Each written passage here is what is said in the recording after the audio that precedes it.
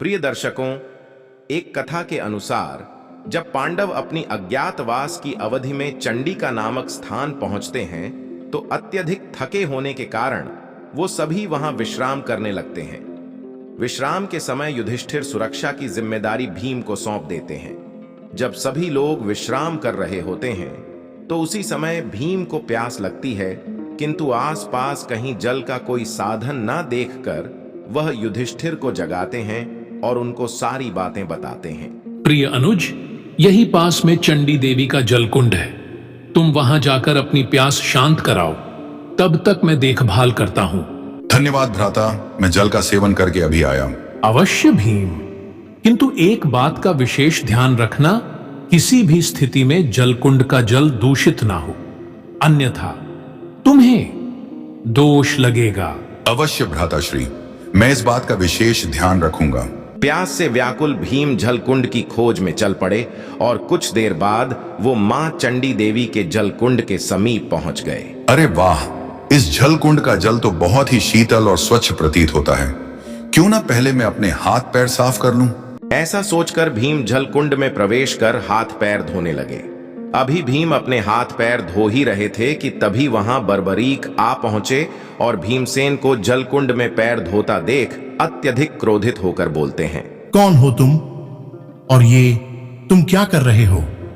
क्या तुम्हें पता नहीं है कि यह मां चंडी देवी का जलकुंड है और इसी जल से मैं प्रतिदिन मां चंडी को स्नान कराता हूं?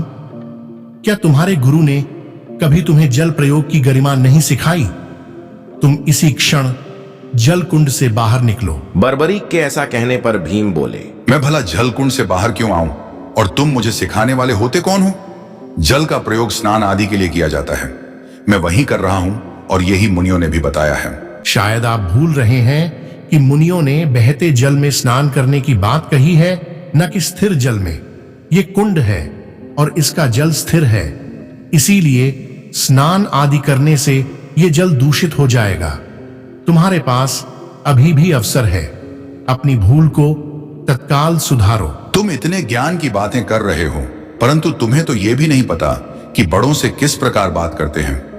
अगर तुम्हारे गुरु और बड़ों ने तुम्हें यह नहीं सिखाया तो मैं सिखा देता हूं। मुझे तुमसे कुछ सीखने की आवश्यकता नहीं है, तुम तत्काल जलकुंड से बाहर आओ। इस प्रकार बर्बरीक और भीमसेन के बीच वाद विवाद बढ़ने लगा। कोई भी झुकने को तैयार न था। दोनों अपनी अपनी बातों पर खड़े रहे। भीम बर्बरीक की बात मानने को तैयार ही नहीं थे और ना ही बर्बरीक भीम की बात मानने को तैयार थे, जिसके कारण दोनों के मध्य मल्ल युद्ध शुरू हो जाता है। दोनों योद्धा बड़े ही वीर और युद्ध कला में पारंगत थे, जिस कारण दोनों के मध्य भयंकर युद्ध चलता रहता है। किंतु कुछ समय के बाद बर्बरीक भीमसेन के सामने कमजोर पड़ने लगे। तभी अवसर पाकर भीम अपने दोनों हाथों से बर्बरीक पर एक भयंकर प्रहार करने ही वाले होते हैं कि तभी आकाशवाणी होती है, रुको वत्स, यह असाधारण योद्धा कोई और नहीं बल्कि तुम्हारा पौत्र बर्बरीक है। मेरा पौत्र? क्या यह बात सत्य है? हाँ वत्स, यह बात सत्य है। यह तुम्हारा पौत्र ही है। क्या कहा? मैं इनका पौत्र हूं? अर्थात ये मेरे पितामह हैं? हाँ वत्स, यह तुम्हारे पितामह है, जो अपने भाइयों के साथ धर्म युद्ध के लिए शक्तियां अर्जित कर रहे हैं, और इसलिए यह तुम्हारी आराध्य देवी मां चंडिका के दर्शन के लिए आए हैं। आकाशवाणी सुनकर बर्बरीक को अपने किए पर बहुत पश्चाताप हुआ और वह अपने पितामह भीम से बार बार क्षमा मांगने लगे और बार बार अपनी गलती का प्रायश्चित करने लगे। कृपया मुझे क्षमा करें पितामह, आज मैंने आपका अपमान करके बहुत बड़ा अनर्थ किया है।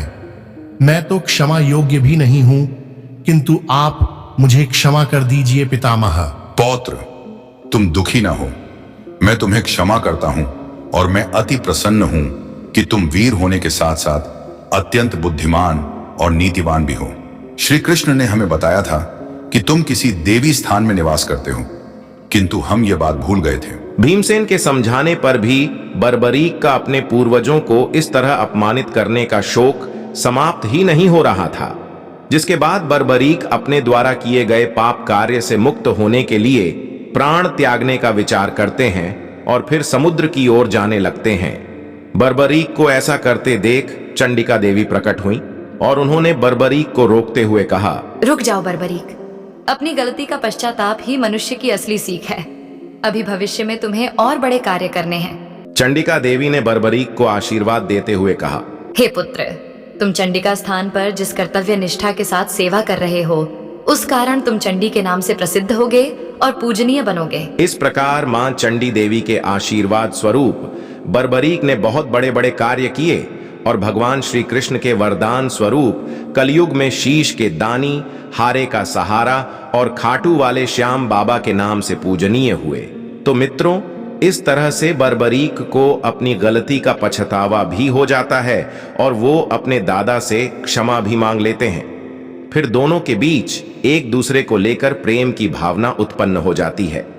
प्रिय दर्शकों, अगर आपको हमारी यह वीडियो पसंद आई हो तो वीडियो को लाइक करें और हमारे चैनल को सब्सक्राइब करें, जिससे आने वाले सभी वीडियो आप तक आसानी से पहुंच सके। वीडियो को देखने के लिए बहुत बहुत धन्यवाद।